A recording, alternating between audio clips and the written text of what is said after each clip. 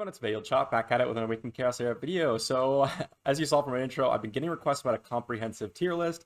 Now, I also posted a video about Guild Boss, so I'm giving you a little sneak peek right up here and later out in the video about my tier list. But for this video, I'm going to be going over a comprehensive list on Guild Boss characters, every character in the game, some Guild Boss comps, and some synergies for you to use in your Guild Boss teams.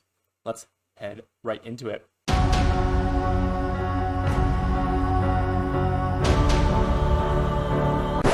This is where the fun begins.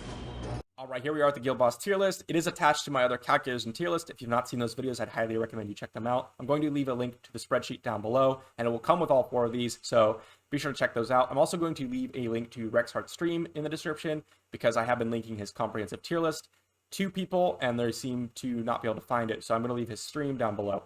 Couple things before we jump into the tier list. First thing is, this is a tier list, so it is subjective, which means that they're based on my experiences, which are from my account, my wife's account, and a couple of other, areas of the game. In addition with that, content I've consumed, other people's opinions I've seen, and how I have seen them act in Guild Boss specifically, but I am going to be expanding this list later, so keep an eye out for that.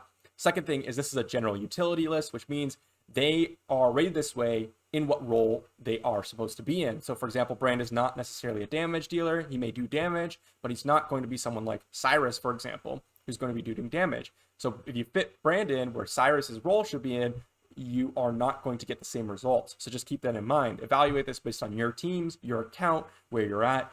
Do not take this as the word to go on. Make sure you're doing your own evaluations as well. Now, if you have a disagreement with someone on some placement on the tier list, leave a comment down below. I will go ahead and reevaluate it, and I will make changes that I think are necessary. Now, a couple of things. This is also based on manualing Guild Boss, not autoing. Why? Because a lot of areas for Guild Boss, you're going to want to be doing the quests and beating certain thresholds, which you'll be able to do easier on manual. So for someone like Hector, he's going to get much less rating, not super, super low rating, but he's going to drop down to maybe like a 7 here, maybe an 8 here if you're running him on manual. So just keep that in mind. Now, a couple of characters and a couple of the team comps I wanted to go over. If you click on this little thing right here, this little arrow for the columns, and you click on sort sheet from Z to A, you can see the actual rating from the highest rating to the, potentially the lowest rating.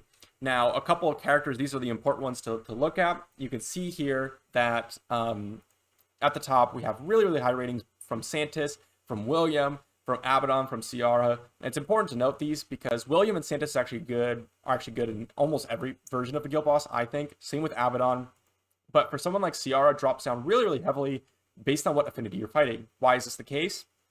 Well, you get 50% increased damage from your damage dealers on the correct affinity. So if you're dealing a damage, 50% damage is a huge increase. So you're going to want to use an above average damage dealer instead of an excellent damage dealer overall when you're fighting the wrong affinity. So for example, taking in Ciara against the wood one is not going to do nearly as much damage, for example, as taking Cyrus in. So just keep that in mind.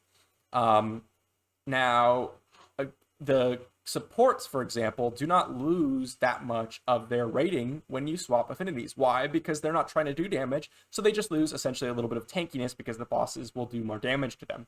So just keep that in mind. Now, let's go ahead and return this back to the sorting by rarity.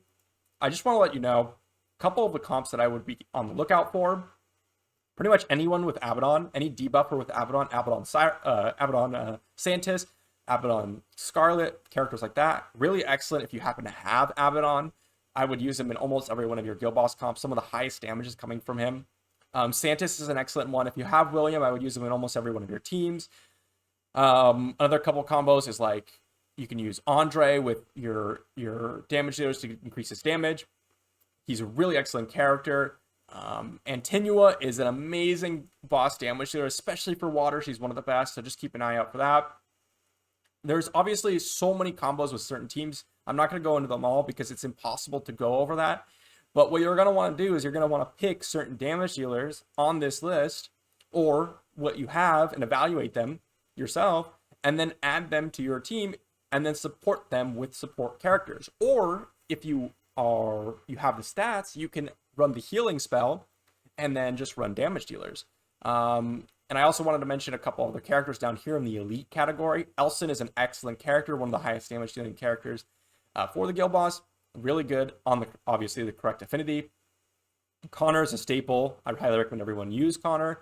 Evelyn and Marion, nothing to sleep at. Marion will provide lifesteal, so you can take the role of a healer because your characters are getting lifesteal. So keep that in mind.